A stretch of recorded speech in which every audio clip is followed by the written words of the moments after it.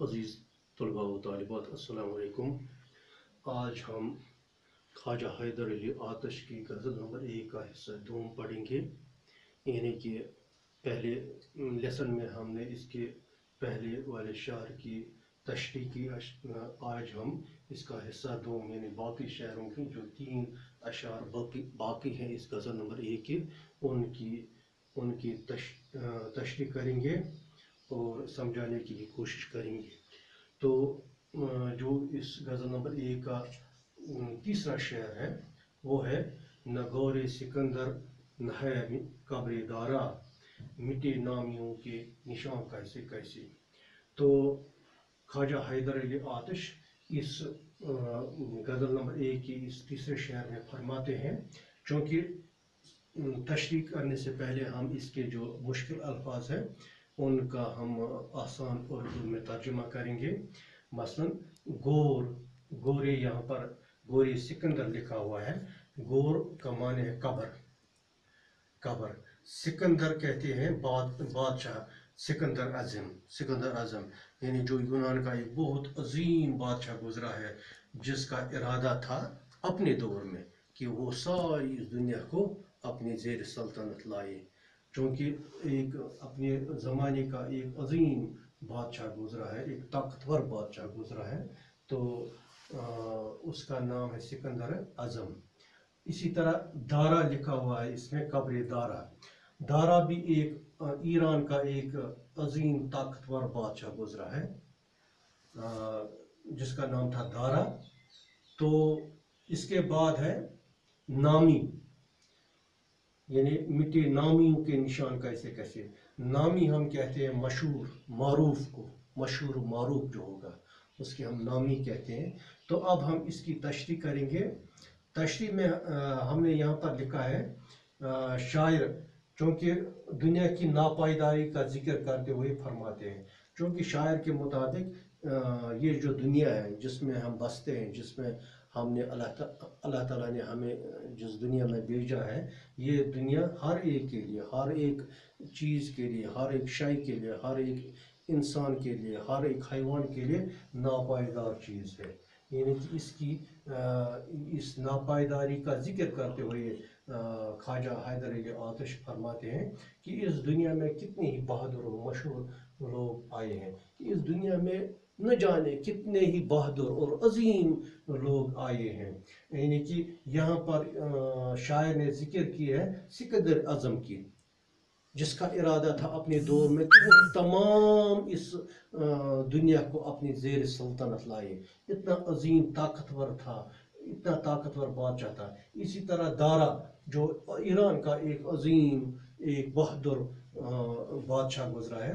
तो इन अशखास का जिक्र करते हुए ख्वाजा हैदर अली आतिश इस शेर में फरमाते हैं कि इस दुनिया में कितने ही बहादुर और मशहूर लोग आए हैं, लेकिन कोई यहाँ हमेशा के लिए न रह सका।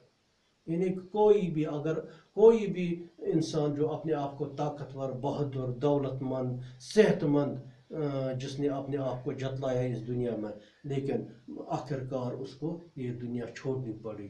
तो इस तरह से शायर कहता है कि कोई भी बहादुर हो या मशहूर हो, वो इस दुनिया में हमेशा के लिए न रह सका।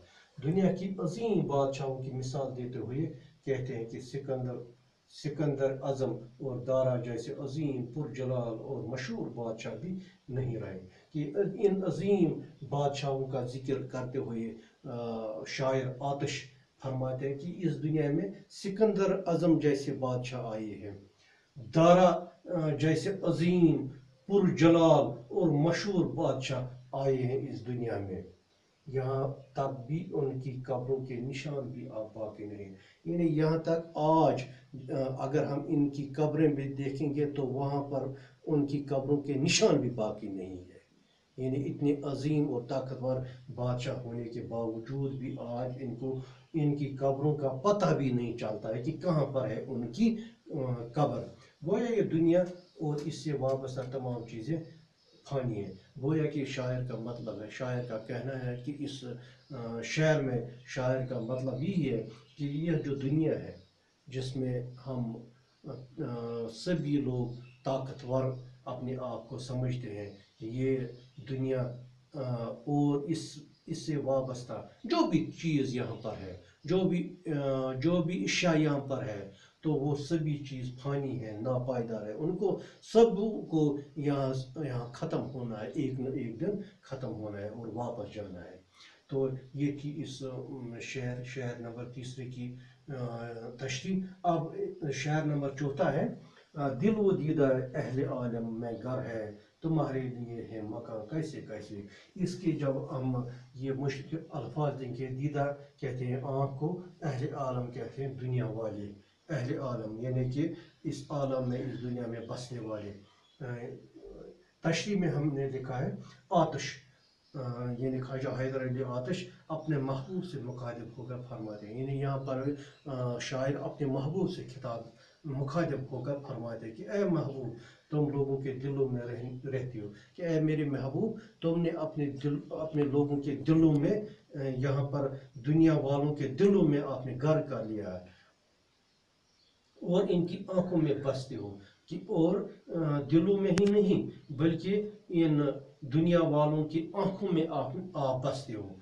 तुमने दुनिया वालों के दिलों में घर कर लिया है और उन्होंने तुम्हें आंखों में बसा रखा है, और उन दुनिया वालों ने, ए मेरे महबूब, दुनिया वालों ने आपको आंखों में, अपनी आंखों में बसा रखा है। आप तुम ही कहो कि रहने के लिए इससे अच्छा मकान और क्या हो सकता है। ऐ मेरे महबूब, आप ही बताओ कि इससे ज़्यादा अच्छा मकान बसने के लिए और क्या हो सकता है। गोया महबूब लोगों के दिलों और इनकी आंखों में घर किए हुए है। गोया कि मेरा महबूब आप लोगों के दिलों और इनकी आंखों में घर किए हुए हैं, यानी आप वो बसने लगा है लोगों के दिलों में, लोगों की आंखों में। तो इसके बाद हमारा इस गज़ल का आखिरी शेर है, गज़ल नंबर 1 का, वो है गम गुस्सा रंज व अंधवा वो हरमा हमारी भी हैं मेहरबान कैसे कैसे। तो इसके जो मुश्किल अल्फाज है उनमें है रंज, रंज हम कहते हैं दुख को, गम को। इसी तरह अंधवा, अंधवा भी हम कहते हैं गम को। हरमा माने मायूसी। शायर फरमाते हैं इस शेर में कि खुशियाँ तो सदा हमसे दूर ही रहती हैं, यानी कि बहुत ही बददिल मायूस होकर ख्वाजा हैदर अली आतिश इस आखिरी शेर में फरमाते हैं कि जो खुशियाँ हैं इस दुनिया में वो सदा यानी हमेशा, सदा का माने है हमेशा, हमेशा के लिए हमसे दूर ही रहती हैं इस दुनिया में। इस दुनिया में हमारे पास खुशियाँ नहीं हैं, अलबत्ता रंज व आलम, गम व गुस्सा, हसरतें और मायूसा हम पर बहुत मेहरबान।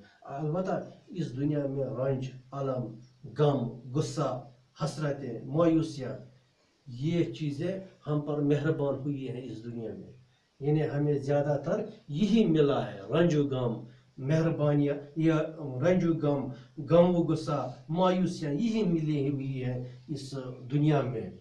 यानी गमों और महरूमियों की हमारे पास कमी नहीं, यानी जो गम इस दुनिया में गम और महरूमियाँ हैं उनकी हमारे पास कमी नहीं है इस दुनिया में, और खुशियाँ हमसे रूठी हुई हैं, और जो खुशियाँ हैं, मसरत है, वो शायद हमसे रूठी हुई है, हमारे पास नहीं है।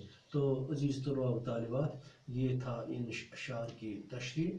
तो ये इस तरह से ख्वाजा हैदर अली आतिश की गज़ल नंबर 1 का पहला हिस्सा और दूसरा हिस्सा भी हमने यहाँ पर ख़त्म किया है आज।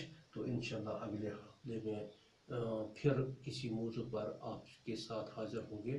तब तक के लिए शुक्रिया।